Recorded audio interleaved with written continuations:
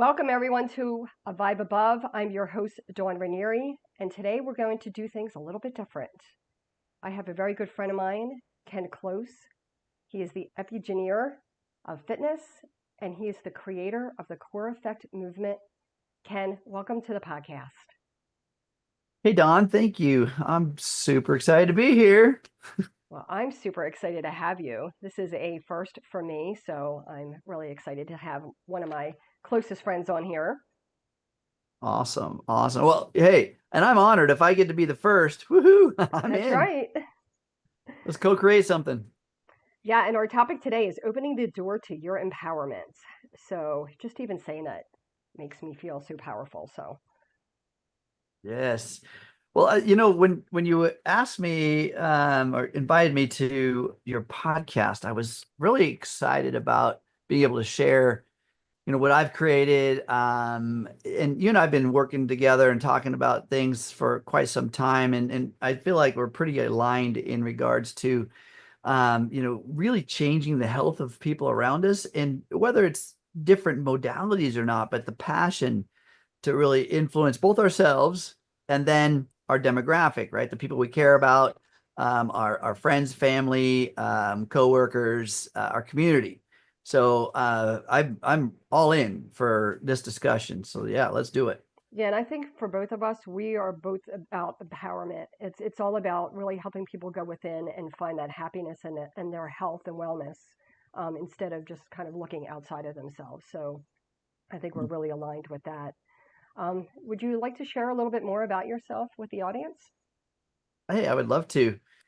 Um, so I don't really get a lot into titles and degrees but experience. To me, experience is the meaning of life. Why are we here on this planet in these bodies and orbiting within this time? Why? And I believe that it's about experience. And when we are in a body which feels things and orbiting, or I should say masterminding that body with this brain who thinks things, that thought is to the brain as emotions are to the body, and the two enrich an experience. So my background is in engineering. All right. My brain kind of works as an engineer. It maestros things in various ways. It puts things together in kind of interesting ways, and it takes a lot of complex systems and ideas and then breaks them down into simple forms. And then my brain kind of builds a blueprint as to how we can have an outcome. Okay. So my background, like I said, is in engineering, but I did for the last over a decade a deep dive into epigenetics and the biology of quantum entanglement. Epigenetics kind of merged in with a little bit of neuroscience. So, from an engineering perspective, when we understand how something is made, we can use that as a principle and then make many things from it, perhaps. And I've done a deep dive into the genetic expression. How do these bodies actually come to fruition in this moment? You and I are in a body that didn't just get created yesterday. The old phrase, I wasn't born yesterday, kind of leads to an understanding or a belief that I know something. I wasn't just born yesterday. It means I'm not stupid. I get it. I understand. No different than this body just didn't get here today or yesterday. It's been in creation for, whatever decade of life you're in. Um, and the interesting part about that is that what's really overlooked is when I say the consciousness of us, our influence on this genetic body. And so from an engineering perspective, I kind of reverse engineer things back to the basic fundamental of life. Like I said, the meaning of life to me is experience. And then, okay, so if the meaning of life is experience, what kind of experience? How is something experienced? And as I alluded to a second ago, thoughts are to the brain as emotions are to the body. And so those two create an experience, what you think and what you feel. And now all of a sudden we have a perception or our assignment of meaning to an experience. Um, but what if that experience is suffering or something you don't want or something you don't like or something that's causing pain? So I took this engineering brain and said, well, what if that's the case? How do we change it? And epigenetics, the study of how genetic codes are influenced, is really where I dove into. And now we're working through that scenario. Does that make sense? It does make sense, at least to me, because I know you pretty well. Yeah. Well, and if let's just say we don't have any background of that kind of science.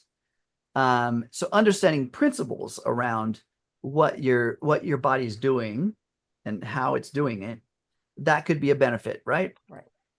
So that's again back. You asked a little bit about my background from the engineering experience. I specialized in the fitness industry for decades, and I was in clubs for 4 states here in the Pacific Northwest, hundreds of clubs, seeing hundreds and hundreds of people going into the fitness facility, crushing it, just working it good, doing a great job for an hour or whatever. And then I see them day after day, month after month, year after year, and there's not a lot of change in the physical body. I'm not seeing what we would think is leaps and bounds and differences within biology. And I was very, very fascinated by that, going, well, why? And so I took about 4 years, studied performance nutrition, started thinking, well, that's what I'm not seeing. I'm seeing them do their workouts, their exercise, the physical stuff, the nuts and bolts in the club. But what are they doing when they leave? How did they nourish themselves before? What's the pre-workout and the post-workout kind of nutritional protocols? And introduce that as a platform for improvement. And again, the needle moved a bit, but not what I expected. And so I thought, as I dove into things a little bit more, I was introduced to Dr. Joe Dispenza, right? Many of you guys, maybe your audience knows Dr. Joe Dispenza. I love that guy. Amazing. And he talks about a lot around how the thought creates a expression within the body by mind alone, by thought alone, right? We can think ourselves sick. We can also think ourselves well. So I thought, well, what if we're thinking ourselves, not strong? We're thinking ourselves not losing weight. We're thinking ourselves it not creating or achieving the goals that we're looking at. And I watch the people wondering, well, what are they thinking? What are they thinking right there when they're on the treadmill? And I'm kind of curious by nature. And when I'm in the clubs, I'm doing maybe some service work, or I'm interacting with the trainers and the owners and that kind of thing. I do a lot of consulting, so blueprint of the club, layout of the club, creation of the club, and I'm just talking to people naturally, and I'm asking them things like that. What are you thinking about? What's going on in your life? That kind of stuff. And I discovered that you know what? Like, I would say at least 90% of the people who are there to blow off steam. They're there to get over something, or to stop thinking about something, right? They're working out, and they're using that modality to overcome a psychological issue, right? And I thought that's pretty fascinating, because what if that's the limit? Again, if we can think ourselves sick, can we think ourselves well? If we can think ourselves overweight, can we think ourselves thin? Right, because if they're And not looking, if they're going in there and their mindset is not to really work out and get strong, and it's just burning off that steam, that's probably that limit. That's what you're saying. That is kind of holding them back health wise.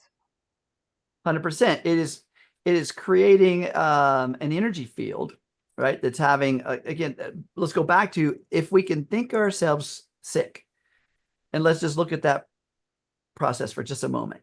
If any of you in the audience have ever had some stressful condition, like maybe in school you were doing your final exams, right?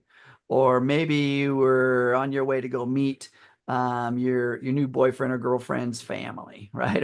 Or later on in life, maybe you're having to go to a holiday event and some of the family members or in-laws are just not your cup of tea. And on the way there, you start getting an upset stomach, or on the way during the test, right? The final exam, you get an upset stomach, or you feel a headache, or you feel this tension in your shoulders, and all of a sudden you've got this ache and pain and whatever's going on. This is thinking ourselves sick. So how is that happening? What is the biological or energetic influence that makes you sick? What is actually creating that condition? And when it comes to epigenetics, there is a law, there's a rule that is the environment that signals the gene. All right. Okay. If feeling sick in your body is an experience, and that feeling of sick is, I don't know, maybe it's cramping, maybe it's nausea, maybe it's a headache, maybe it's a physical condition that you guys we're all describing as sick. Okay. What's causing that? How's that actually happening? What's the blueprint? And that phenomenon, that fundamental component of environment signaling the gene, in order for you to have say, an acid reflux condition or an upset stomach, there must be some agitation. The generation of that agitation is a genetic code. It's a code that turns on systems in your body, right? Cell expression in your body to have a feeling. The body now has an experience.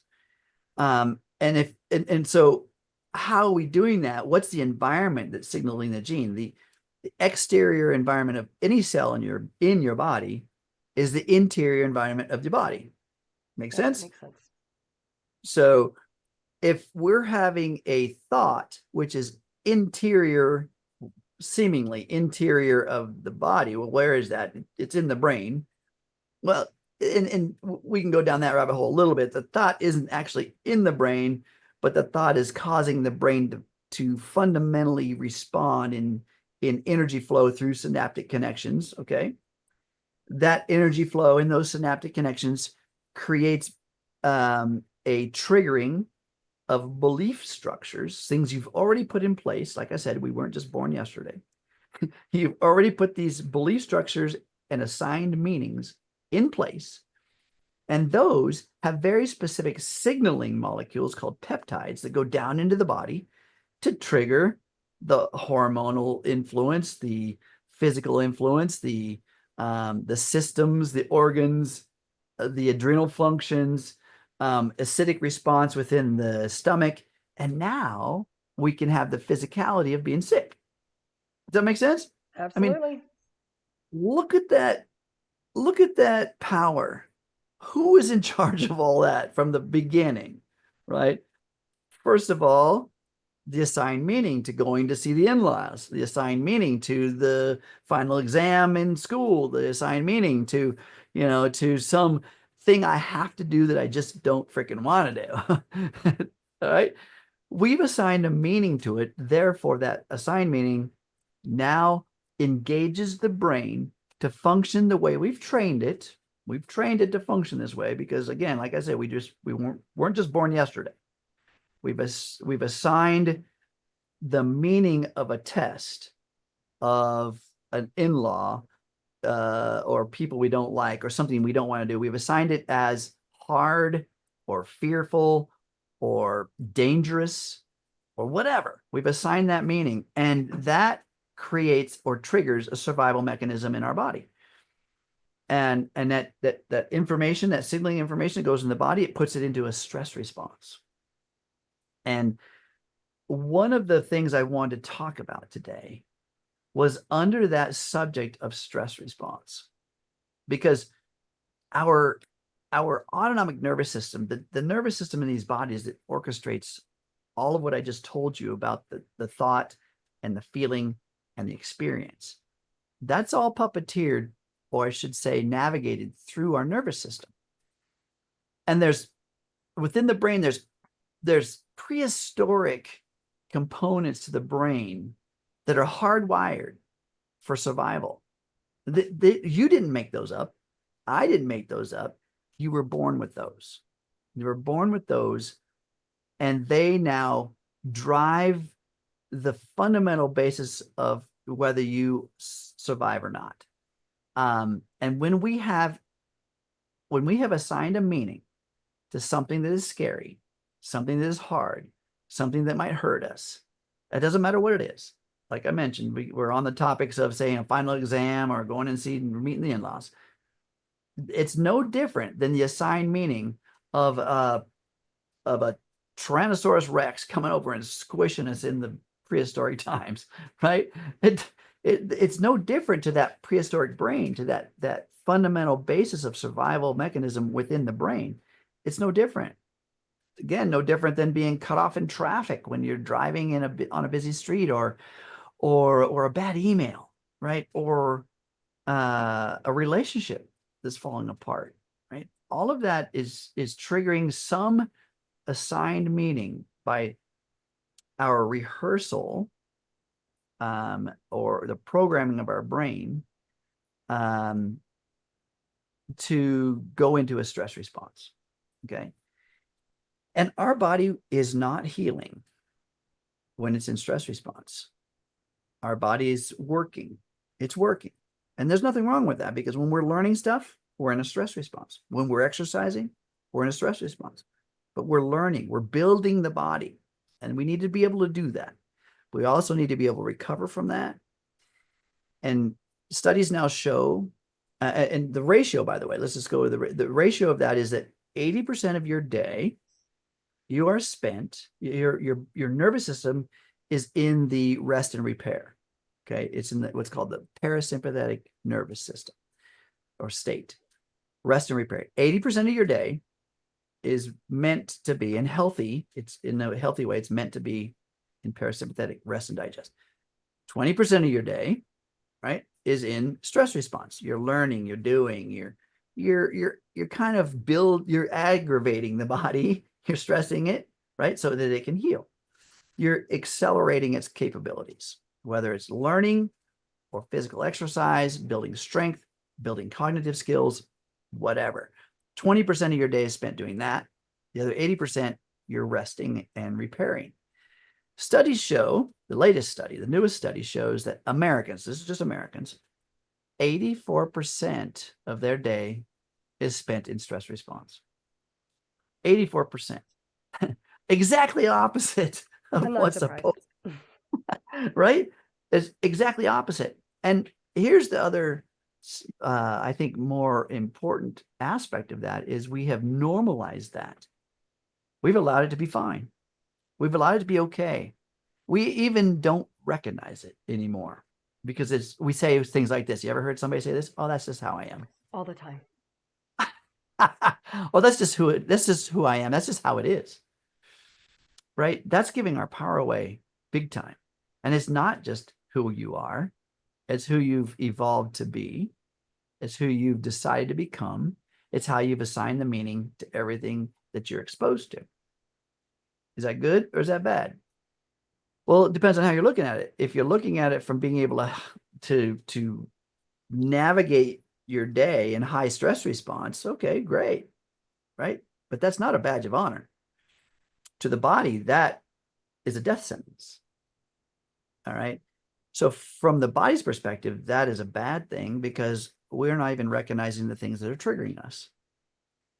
So that's in stress. I really want to bring home the importance of just managing that aspect of our life, and building in scenarios where we are, I don't know, doing some mindful activities, meditation. Like I mentioned, I love Dr. Joe because he teaches a modality of meditation, but also displays the science of its benefit and how it signals specific genetic codes for protein expressions around healing, around immune system activation, and around how we can be more impervious to our surroundings. So what if we had that management tool? I think we would probably downregulate a lot of the suffering that we're experiencing, right? We could probably down regulate a lot of, when I say suffering, what does that mean? I don't know. Think about what is causing, it's just the audience, just talking for a moment. What is it that you feel you're suffering with? What is suffering to you? What does it mean to suffer? And trust me, folks, I know that suffering is part of our existence, but two questions I'll ask you. How long are you suffering? How long do you want to suffer? And how well can you suffer? Right? So, first of all, like I said, that 80-20 rule, remember? So, if 84% of your day you're suffering because you just want to, then you're not repairing. And when that statement of because you want to, people will say, well, Ken, who wants to suffer? And that's different. That's understand that I'm not saying that you consciously want to, but you build blueprints within the programming of your brain that is just more efficient in staying in that process of suffering.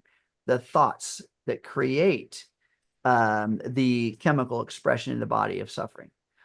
And that chemical expression in the body now has cell receptor sites, right, within your body, the cells of your body, that are looking for and expecting and only satisfied with the level of suffering that you're having. And it could be a process of thought, that creates a stress response in the body. Let's call that process of thought fear. Okay. And because that process of thought, aka fear, stops you from doing a certain thing that's scary, okay, whether it's, I don't know, going whitewater rafting or walking up to someone that you just think is amazing and saying, hi, I would like to get to know you. The body doesn't know the difference. It's still in the brain, there's a process of thought that was built.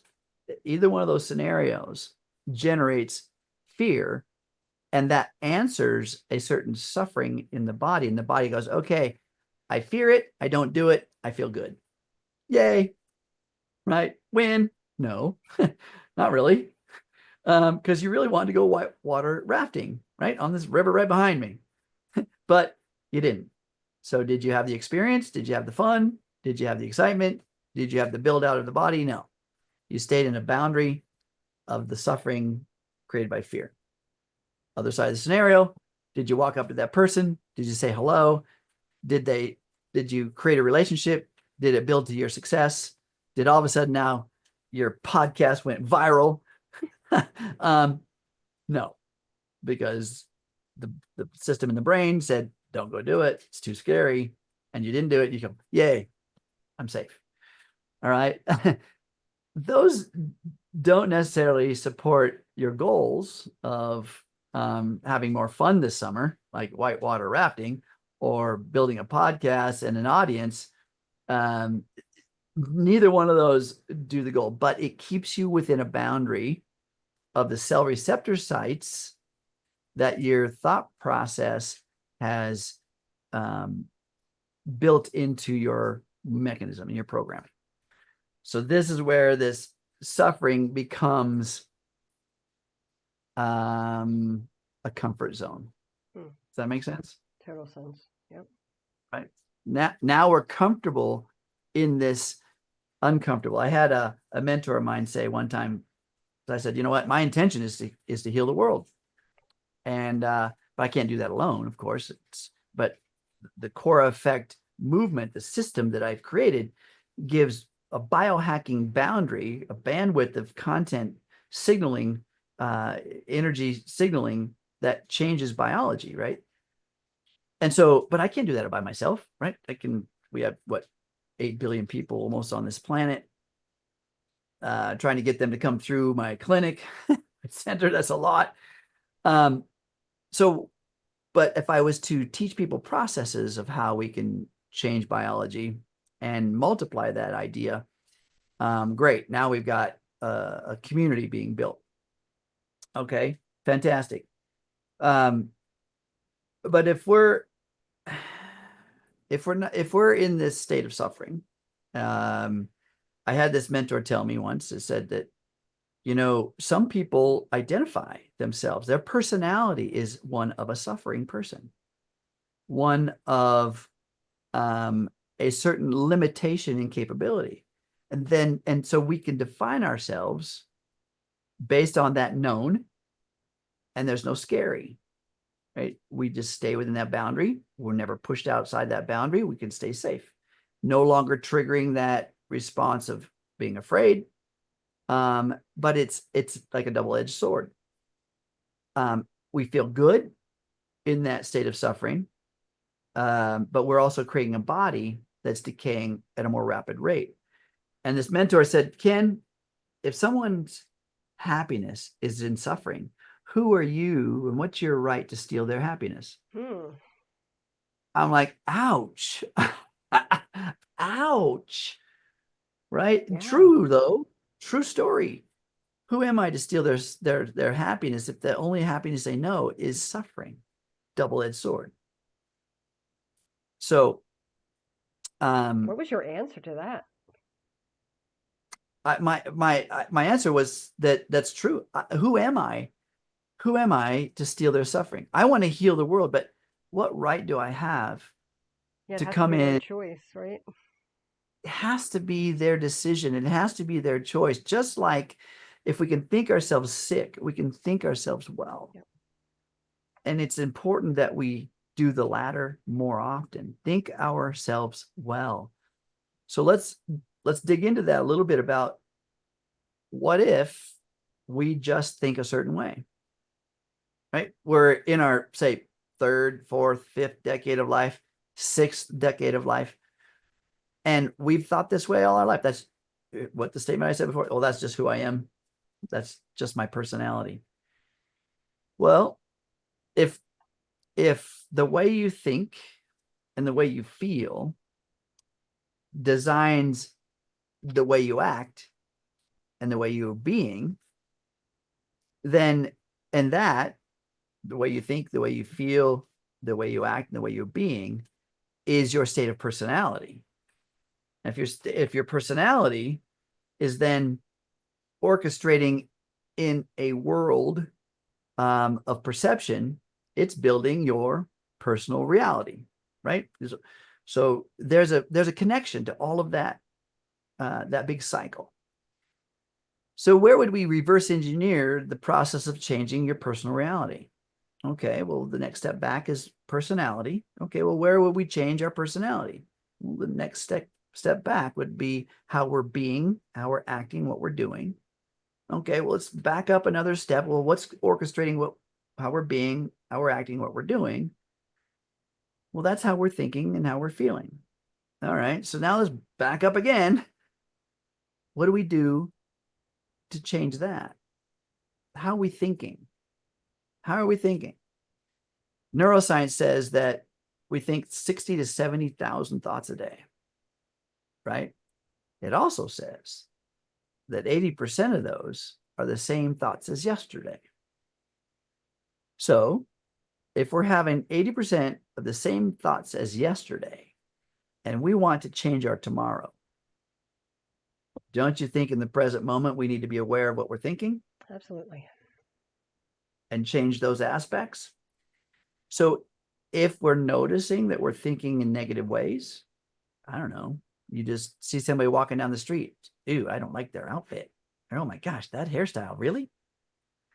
And we're doing that all day long. That's judgment. Is that positive or negative? It's negative.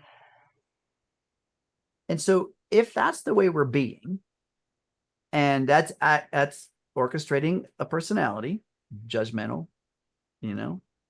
opinionated, harsh, I don't know, whatever you want to call it, that's going to also start to dictate our personal reality because we're going to look for people that we can criticize. We're going to look for scenarios in which we can enforce our opinion upon them because they trigger our response mechanism. So now we're drawing in this reality. It's not like it's an accident. It didn't just come to us today. We weren't just born yesterday and all of a sudden today we're having this reality, we built this. We built this over every moment of our life. And this is an influence on epigenetics, or let's just go, what is epigenetics? Epi means above or outside. Genetics means genetic coding. So on the outside of the genetic codes, when a code is written, there's an influence. And that influence is done by frequency, information. All right. That's the fundamental basis of how we build biology. It is a frequency, and that frequency is information. So it would make sense then if we could biohack or hack that signal, the frequency, then we could have a different genetic outcome. And that's true. I really want to dive into this a little bit more, because now biohacking has gotten crazy, hasn't it? Oh, it has. Absolutely. I love it. Right? Yeah. And so what kind of biohacking things are you aware of? I mean, just a few. Well, I mean, our frequency devices are, I think, a great biohack, because frequency can help to elevate or even knock out some of these blocks that we have in our body. Yeah, so frequency generators. And what are some of the frequency generators? I mean, crystals are frequency generators, right? Yeah. Electromagnetic transmitters. Electromagnetic transmitters are frequency generators, right?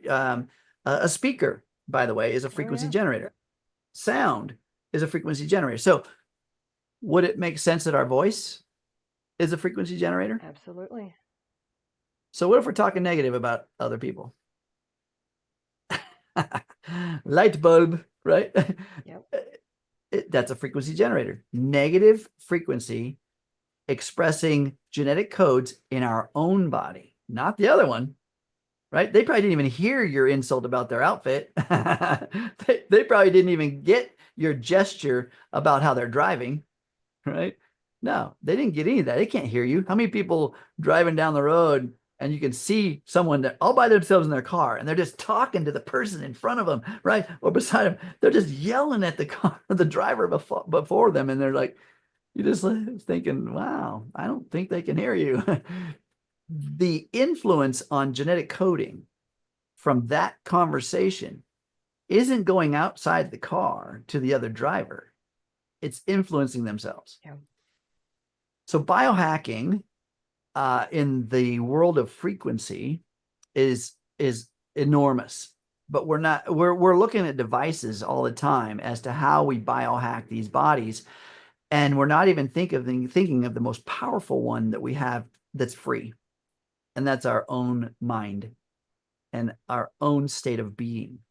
The state of being is creating your personality, and that personality is creating your personal reality. So you want a new personal reality? Change your thinking. And that requires us to be paying attention. Now, I use technology, a brainwave frequency influence, set of goggles, headphones. It plays very specific meditations with voiceover and binary sounds, SMR, or sensory motor response triggering through lights, through goggles, through lights, through the ears. Oh, wait a minute, Ken, why are we putting lights in the ears? Don't you hear things in the ears? Yeah, sorry. Let me back up a second. When we place light to the ear is very thin, and it's a direct portal to your vagus nerve system. So when we present light to the ears, specific lights, we can actually adjust vagal tone, which is how we kind of hold hostage the autonomic nervous system stress response. So if we can't control our thoughts, 60 to 70,000 a day, remember, we're struggling with maintaining the positivity, then maybe a biohack such as a brain entrainment technology would be a first step. Yeah. And those are very valid first steps. I do want to dive a bit deeper into some of the steps. Is that all right with you? Absolutely. So brain entrainment is a great first step. So let's just say for a moment, well, let's back up to all of our stressors for a second. Let's just back up to all of our stressors. let's just go right to the way the brain thinks. We've assigned meaning to every sensory input that we get. What you see, what you taste, what you smell, what you hear, all of that input is assigned a meaning. Even when your eyes see, I don't know, the color green, you see the color green. And so, Don, you and I can look at the same, what somebody says that's color green, but somebody in our history told us that that was green, and we believed them, right? And then we rehearsed it over and over again. We even learned how to spell it. We even learned how to color with it. We even learned what nature produces that is green. We assigned an entire, I don't know, archive of information around the color green. However, you and I will never see the same color green. Or how do we know we are or are not? Because nobody can see our assignment. It's inside our brain, and we can't even cut the brain cell open and see the color green. You can't see it in there because it's the mind that assigns the meaning. And then that assigned meaning is nothing more than a frequency, an element of information in a neurological bundle. And that neurological bundle just gets good at practicing the same frequency information so that when we see it with our eyes, instantaneously, the neurological bundling recognizes it and assigns it a meaning, right? This happens at the speed of light. That's why you can dart your eyes around the room and you can discern all of the information, whether it's a chair that's blue or a table that's red, or a cabinet that's brown, right? Not only are you discerning the chair, the table, or the cabinet in its color, but also its shape, dimensions, construction materials, everything. You're assigning thousands of bits of information, millions of bits of information, right? All in that neurological bundle from just one sensory perception, aka eyes. That's it. That's just the visual spectrum. A whole nother spectrum with audio, which is the ears. Whole nother spectrum with the taste or the sensation, that's chemical. Same with textile, the touch. All of that information is already has a neurological bundling in your brain to assign meaning at the speed of light. So you don't have to relearn it like when we first learned the color green. This is great because that information makes us really efficient. However, neuroscience says something very profound, very profound. And that is that it's now known that 54% of what you assigned as truth and meaning in that brain, those neurological bundles, is not true. It's false. And the reason it's false is because we have put gray areas around the color green. How many shades of green are there? Lots. A lot. And so when you say that's green, I say, well, that's light green. And I say, well, that's green. You say, well, that's fluorescent green, right? Again, I'm just saying it's green. It's truth to me, but it's not complete to you. And so what winds up happening is the brain completes the statement based on our own information field. And if it doesn't have enough information about it, it will fill it in. It will fill in the blank. That's called embellishing. And so that's where that 54% of incorrect or lie or just made up information comes from. The brain can't afford to be wrong because it will create a stress response, which is in its interpretation or the prehistoric brain's interpretation of life or death. And so even the color of green, right, and our interpretation of it is a life or death perceptive input from the prehistoric brain's perspective, not from the prefrontal cortex. The analytical side is like, it's green. It's not that big a deal. But the prehistoric, the fundamental basis of who you are, everything is life or death. Everything. And so the brain must fill in the blanks to make sure it has a complete picture, even if it is redundant. So based on that, now we are, how do we change any of that? How do we influence any of that? Because that one simple experience, the color green, If we feel we don't have the answer and we have to fill in the blank, like I tell you, that is forest green right there. And you look at it and you go, in your mind, you're like, I don't agree with you, Ken. But the mouth doesn't say anything because there's fear about maybe I'm wrong. Maybe I don't know anything. Maybe I'm not worthy. Maybe all the things that get packed onto our personality, that creates that life or death stress response from that prehistoric brain, and it filters upward into the cognitive brain and paralyzes us, right? Stops us from going whitewater rafting or going up to that person, that mentor. That's the mechanism I'm talking about. And when we want to change that, we need to biohack that, or we need to figure out some way in which we can change the way we think so that we can then change those biological bundles. And those biological bundles, your brain is neuroplasty. It's malleable. And we can unwire and unfire those bundles. So when you have a thought, you got two neurons that come together, forming a synaptic connection. So that's and in neuroscience, it says that neurons that fire together wire together. Now that's how you build a bundle or default neural network around green, the color green.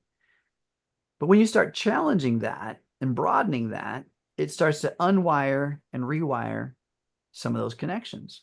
New information comes in and you allow that to upregulate the whole process. Now you have new information. Anybody ever had an aha moment, right?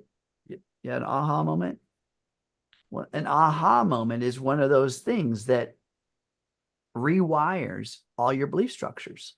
What you knew before that had an aha, and now what you know now just rewired you to the tune of the speed of light. That's how quickly your nervous system rewires itself. That's how quickly thought processes in your brain can change. And as long as that aha moment is believed, accepted, and we surrender to it, we allow it to rewire things, and then we practice it, it becomes a new influence over behavior. Behavior has a new influence over our personality, and our personal reality starts to shift. Right. So there's the fundamental thing. So we can use brain entrainment technology to go in and help readjust brain processes so we can think better. We can also use proper nutrients or building blocks so that we have a better formulation for neurotransmitters, right? So that we can send that information, that chemistry to the brain to help us feel better. But that's some of the biohacking. We also have frequency information things such as microcurrent transmitters that send frequencies into the body that rewrite some of the biology of the body. We have light technology. Oh my gosh, just go outside for a while, right? On a beautiful day. The sunlight, that frequency of light is incredible, right? In terms of how it influences us. We have red light therapy, infrared light therapy, near infrared light therapy. I have a green light technology that's incredible for skin. We also have sound technology, right? Sound in which I don't care if it's from a tuning fork to a beautiful sound bowl, right? To music that can inspire one to feel better, all the way to just sound generators, tone generators that are specific to a very precise cell structure. We've got all of that technology. And these are incredible influences on our biology, on these bodies. But I want to talk about, you have any questions or anything you want to expand on there, Don, with what we're talking about? No, and I hope, at the end we can at least give a little bit more information on your center, because I think I would love to see a lot more people show up, and so you're even more busy than you already are. Well, absolutely. So I wanted to, so now we've gotten some information, right? I think there's a blueprint, an understanding of how we build these bodies, Okay, and understand these bodies are regenerating themselves, recreating themselves to the tune of 800,000 cells per second. Okay. And I just got done telling you how thought has an influence on these cells. Okay. 800,000 cells per second. And the language that these cells are listening to for their expression is the genetic code, right? The genetic code is the rule. It's the rules for what the cell becomes or how it becomes. And that genetic code is influenced by environment. It's influenced by environment, which is the internal environment of your body. And it's spoken to. It's spoken to by frequency. Information speaks to the genetic coding, and that genetic coding then formulates the cell. Okay, but let's understand something in epigenetics. I want you guys to really gain some power here. I want to put the responsibility back in your laps because you have the responsibility to build a body that's incredible. Because that genetic code, in its infinite intelligence, it's really infinitely possible for its expression, but there is a percentage of it. 3% of that genetic code is fixed. It's going to be a skin cell, bone cell, muscle cell, brain cell, whatever. It's fixed. And it's still going to be yours. It's going to look like you, be like you, act like you, be you. Only 3%. Wow, Ken, that's not very much, right? The 97%, the other 97% of that genetic code is an adaptive gene. It's a genetic system that's adaptive, reading one thing, its environment. And what I say, the language that environment has is frequency, information. And so 97% of your genetic code writing every cell to the tune of 800,000 per second is influenced by frequency from the environment. Frequency. Now, that's a huge mother lode of capability in building cell structures. So then, dang, with all that power, why would we build cancer cells? Why would a skin cell become cancerous? Why would we develop diabetes? Why would we have asthma? Or why would we even have an allergy?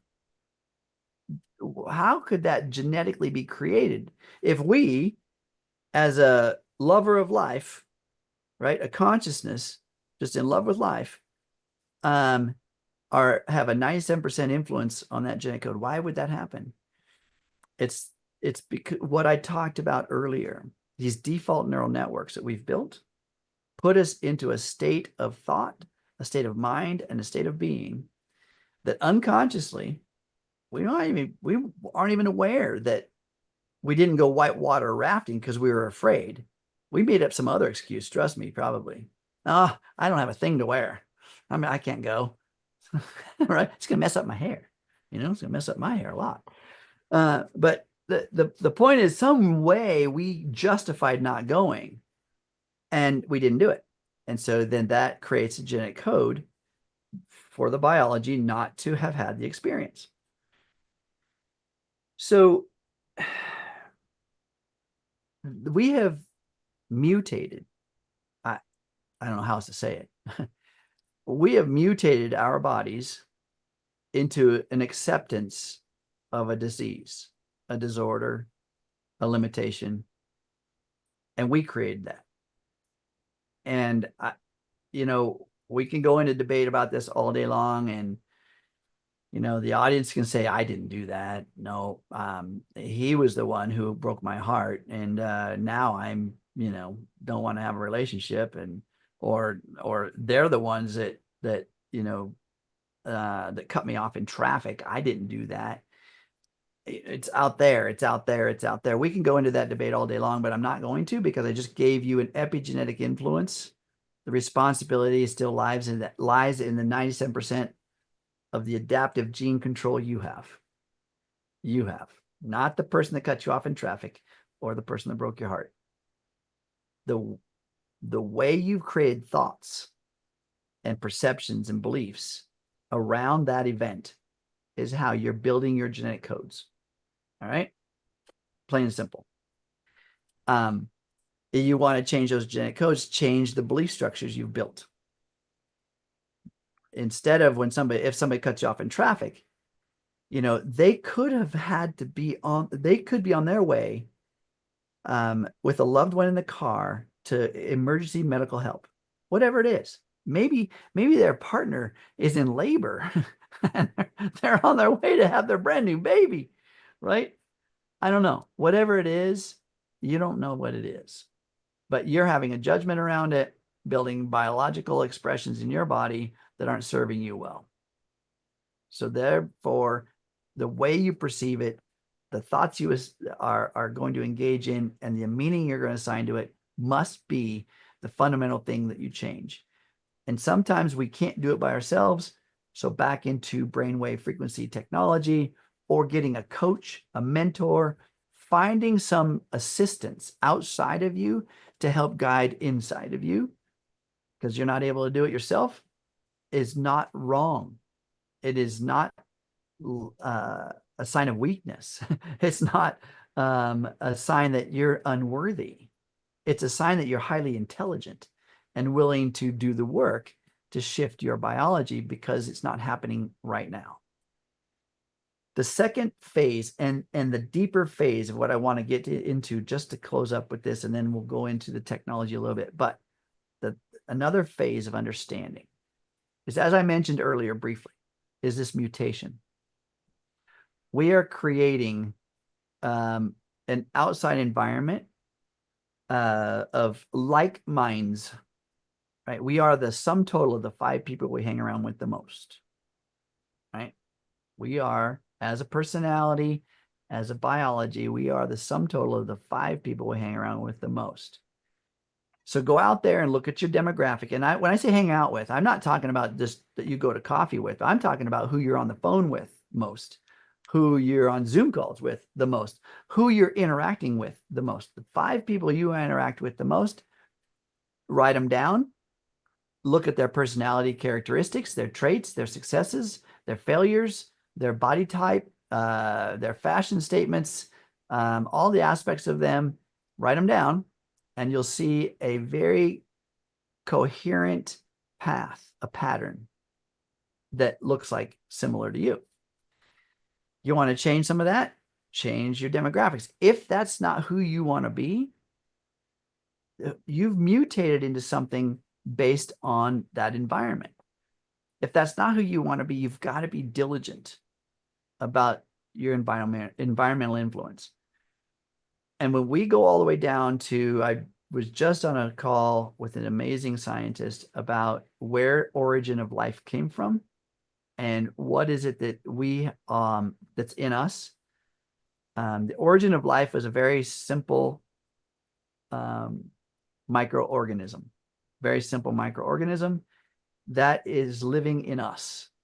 We, as a human body, have way more non-human microorganisms than human. We have a lot of biological entities within us that have their own nervous system, have their own ecosystem, have their own energy field, have their own purpose.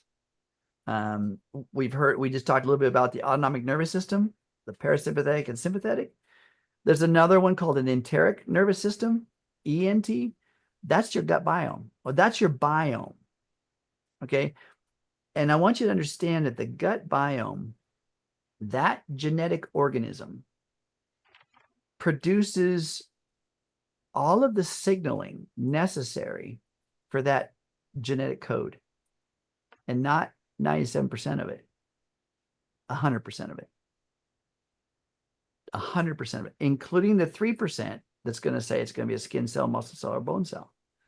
Your microbiome produces the instructions, the fundamental components to build that genetic code. Your microbiome does that. We've heard of the gut brain. We have our brain in our head. We've also heard of the heart brain, right? The gut brain is far more powerful and far more influential over the entire biology of your body in this moment than anything else. It is the fundamental building blocks for all your genetic coding. So here's what's happened.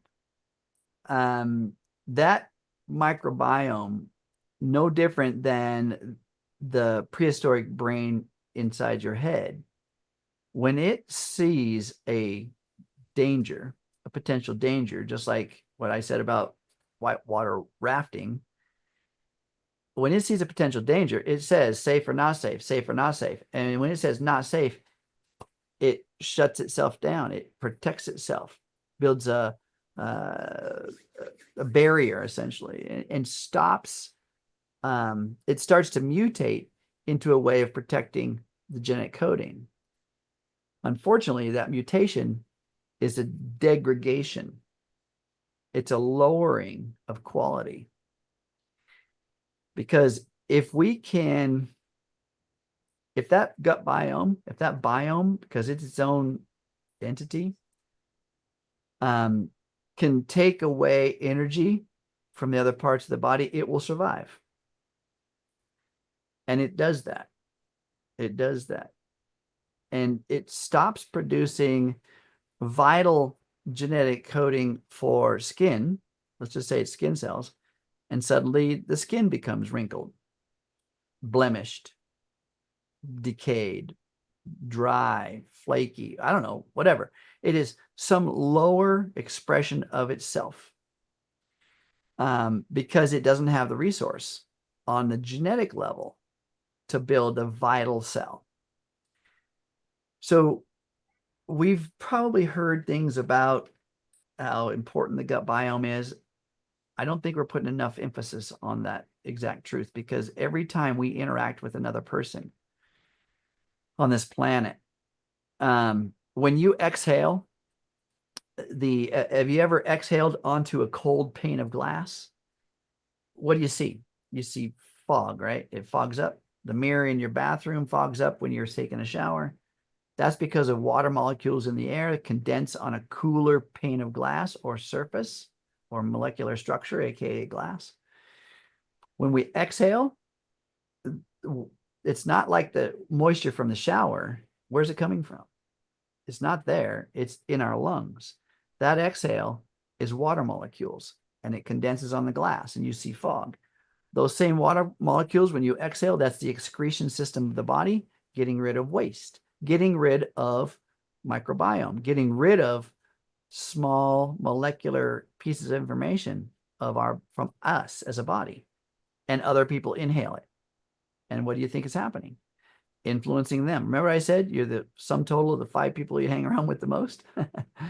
Think about the one you're kissing, right? Think about the people you're kissing, cuddling with, holding on to, hugging. Okay? That's giving transfer of information, microbiome content to mutate. And so even when we're eating right, what we're eating has a microbiome influence, because it also has its own genetic codes, and it influences us. We have created a world right now where we've industrialized so many things that we're mass producing food that is touched by machines, touched by other people, touched by chemicals, and then we ingest it, and it has a signature speaking to our microbiome, causing it to protect itself and mutate. And it has mutated into more of an inefficient system than it's ever been in the history of humans, ever. And it's allowing larger particles of undigested content and toxic burden to be reintroduced into our bloodstream. That triggers our immune system. That creates food allergies. That creates immune responses and inflammation. And inflammation leads to almost every disease you can think of on the market. There's a chain reaction here, folks. But as I said, my brain works as an engineer. It looks back all the way down to the dirt. And now even further into the microbiome or the organisms in the dirt and how we're influencing that. Maybe you've heard about how we're damaging our topsoil. Even the areas in which we're growing produce and stuff is having influences, and that's true. That's true. What we must do is, I believe, we must come together as a community. Remember, I said I want to heal the world, right? So we come together as a community to just make one decision. And that one decision is to mutate us as an organism back into a more healthier version so that every time we exhale, we give that to the rest of the world. Every oxygen molecule you breathe in has been used by someone else. And every time you exhale, you contribute to the world. On this planet, we're in a big bubble. We're not going to get new oxygen. We're just going to recycle what we got. So think about the molecule itself. We're never going to change energy. It just migrates into other forms. Same with an oxygen molecule. All right. But it contains information. And so we can mutate back into proper form. And that requires us to start at the gut biome. And so right now, science has created or discovered a very specific bacteria, an organism that is of original form, non-mutated, from essentially the beginning of life. And that particular bacteria will produce very specific metabolites. Those metabolites go into our body, and they're 1,000 times more powerful than the metabolites in these bodies of today because of the mutations and the degradation that we've gone through. Why do you think so many people are sick? Why do you think so many people are in suffering? And they're eating right and exercising, right? You know, people like that, they're eating clean. But we're still exchanging information at the molecular level for that mutation of a lower form of these organisms. So we can take in a different biological influence, a gut biome enzyme that starts to express metabolites to shift genetic coding. So not only is it enough to biohack and to think better, to eat better, to influence via signaling better, but we have to. We're at this almost this biological imperative moment where we have to really reintroduce a new mutation. It's not a new mutation. It's a new mutation to what we've become now, but it's an ancient signal to get back to our roots, back to who we were. And then what happens, first thing that happens when you start using these metabolites or this biome, first thing within the first 5 days, guess what lifts first? The most influential thing that our damaged gut biome has is on the brain. It's the first organ in the body that gets the influence, and it's shown in a symptom called brain fog. Brain fog, confusion, memory issues, just lack of concentration, right? That's a stress response, but it's also a mutation from the gut biome response. So the very first thing within the first 5 days of this introduction of this enzyme is brain fog lifting. Cognition. So what if you could think better? What if that brain fog wasn't an influence? What if you could concentrate longer? What would you do? And the key thing I think most people would do, they would just improve upon what they already know, but then be more motivated to learn more. Probably be less stressed to go have that final exam than they were before. Okay. So this is a really important topic to go on to. I kind of want to close up with our QUORAeffect Yeah, definitely. program, right? And QUORAeffect, it's QUORA, QUORA effect, EFFECT, one word, QUORAeffect. And QUORA is an old term, which was once upon a time came from the word quarry, which is it was the number of justices it took to make a decision. It's evolved into the number of modalities it takes to heal. That's the healing effect, the QUORA effect. And so when we're looking at how do we heal, QUORAeffect uses high amplitudes of energy within frequency spectrums. The frequency spectrum of light, the frequency spectrum of sound, frequency spectrum of vibration, and microcurrent.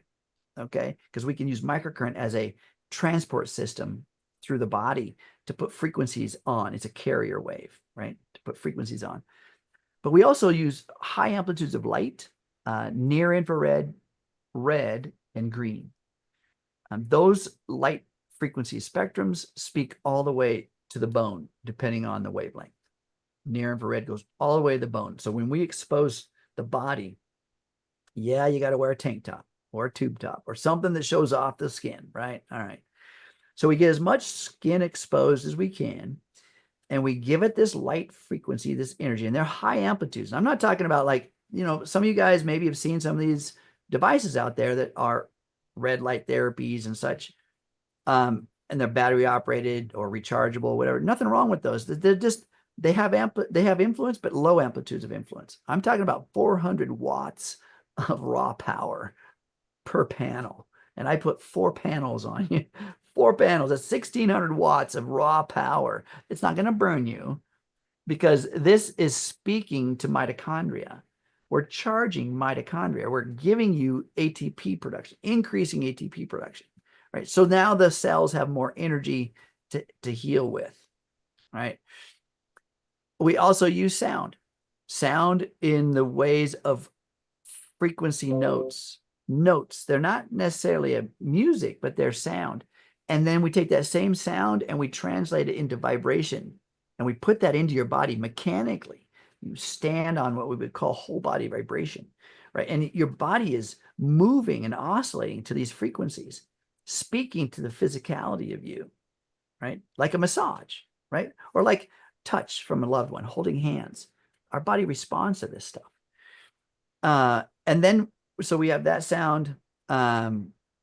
We have the light sound frequencies and the vibration frequencies. And then through microcurrent, we can pump in through microcurrent specific frequencies known to write to that genetic code. I just want you to know that all this biohacking, and this we have within our center, we have like stations where you would go through. I have what I call the light bath. You lay on this beautiful zero gravity lounger, right? And you're on a PEMF mat that generates also infrared and heat through crystals, right? We talked about crystals. It's got jade and it's got amethyst and it's got obsidian. It's like this mat it's got 30 pounds of real crystals in it. And then the energy goes through those, emitting a negative ionic field that you lay in. And then there's pulse emitted magnetic frequencies that come out that we can adjust. And then we have light on top of you. So you're in a sandwich, right? You're in a what I call the light bath sandwich. That's just healing systems in your body. I tell you what, Don, people come out of that. It's only 20 minutes. And at the same time, you've got the brainwave entrainment technology on your head. So you're in a meditation, you're hearing content, binary frequency sounds, the sensory motor response conditioning, working with left hemisphere, right hemisphere, brain coherence, brain wave frequency. There's a visor going over your eyes to show oscillating lights to actually, your eyes are closed, but you're entraining the brain through the optic nerve. And you're in an experience. What did I say about experience? It's the meaning of life, right? You're in an experience. And just that one station, When people come out of that after 20 minutes, 21 minutes, depends on the program, I swear, they look like a little girl or a little boy waking up from a nap. Their skin is tighter, fresher looking, more flushed with energy. And they're just in wonder, kind of open. They're going, whoa, where am I? Right? Coming back to reality because they just got done being in a world more creative and seeing possibility, right? And that changes them for the rest of the day. It actually lingers for up to 72 hours. I hear people tell me, man, it wasn't until the next day I was just like energized like crazy. After that session, I wanted to rest and take a nap. Perfect. You know why? Because we just moved you out of stress response. That's a sign. Now you're in rest response. When your body's ready to take a nap, that means it's safe. It feels safe and wants to take a nap. That's just one of the stations. Another one of the stations is what I call the sound bed. It's a lounger, a bed that has 8 cell exciter transmitters in it that you lay on, that we program specific vibrations to speak to the body. And you're just in a relaxed motion. You got headphones on, listening to it. Your body's receiving it like a massage. Every cell in your body receives the content, the information. Right. Another one of the stations is similar. You stand on it, and that sends information into the body. There's a specific portion of that frequency that activates systems in your body. Like, I don't like this analogy a lot, but I want you guys to see the concept. Like a vaccine, a vaccine, there's a part of that chemistry that ignites your immune system to wake up. Another part of that vaccine that is what your immune system's attacking to build antibodies. So now you become immune to whatever the vaccine's for. Yeah, so we can do the same thing with vibration without the chemical response, without the toxic burden. We can excite the body with certain frequencies, so we can turn on skeletal structures, muscular structures, neurological structures, and then pipe in other frequencies simultaneously, and you hear them and feel them in the vibration field to speak to a condition, whether it be, I don't know, diabetes to cancer. We can speak to those things, and we can downregulate cell responses that are causing those. And we can run multiple modalities at the same time. You as a mind might not be able to understand everything you're hearing, but you as a body can understand 400 billion bits of information per second. That's this reticular activating system. The body's reticular activating system, this nervous system, can discern, differentiate, and utilize and understand 400 billion bits of information per second. So what we do in this center during these sessions is we, through high amplitudes of influence and very specific frequencies, speak to that 97% of the adaptive gene. But we would not be successful if we don't address the microbiome and stop the mutation.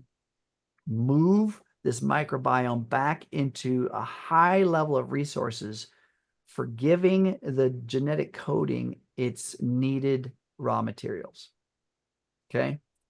So we're adding that in. We're bringing that system in. It's out of our country. It's coming in. We're going to also introduce that within our QUORAeffect system. And so we have a complete, well-rounded way of changing biology all the way down to the microorganism. Wow. I like that.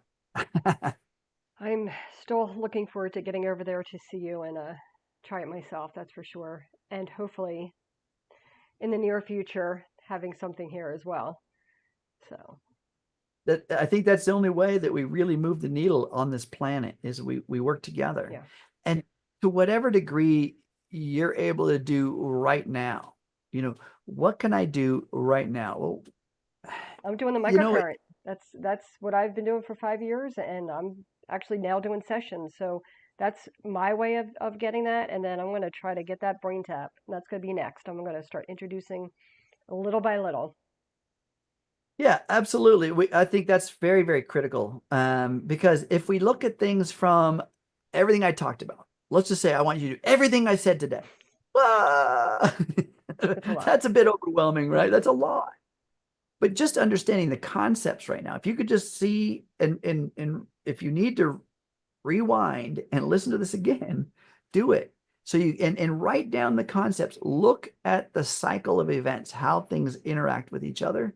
Look at the patterns of what I described. Write them down. Start to outline your own flowchart of recreating who you are at the genetic level, opening the door to empowerment. Right. This is why I always say I empowering the body. That's what my head says. You can see QE, QUORAeffect, empowering the body. Right. That's exactly what we're doing. We need to re-empower this body, and then it will orchestrate a better life for you. Where can people find you, Ken? You can find me, you can go to my website, take a peek at my website at QUORAeffect.com. That's QUORAEFFECT.com, QUORAeffect.com. You can also send me an email at QUORAeffect@gmail.com. That's easy. You can send me an email there. On my website gives kind of a full list of all the modalities we use and some science behind them, some why. I also have a recording on there that goes through a full-on slideshow. I mean, yeah, you could spend an hour there if you want. The recording's about 32 minutes, but full-on presentation, and describes how it's scalable and obtainable. You don't have to have a PhD. You don't have to have a license as a doctor. You don't even have to have a certificate to be able to utilize the QUORAeffect system. And you can start in small nibbles and work your way up to a full bite, right? As you're doing, Don, the microcurrent's part of it, right? Yeah. It's very effective. And when we're just what we do when we start adding modalities, we're adding higher and higher and bigger influences, amplitudes of influence. And you're not going to do just one thing, right? I mean, you could change your diet today and have a bit of an influence on your biology. But if you haven't changed the way you think, and that's orchestrating the way you feel, orchestrating the way you're being, you're not going to have much of a biological shift. It's not just a one thing fits all. No, I So agree. That's definitely key. absolutely Well, awesome. thank you so much. You are always a wealth of information, and I'm sure we probably have a lot of people that are having a lot of aha moments right now. So, um, I hope so. yeah, I hope so, because those aha moments really do rewrite your neurological system.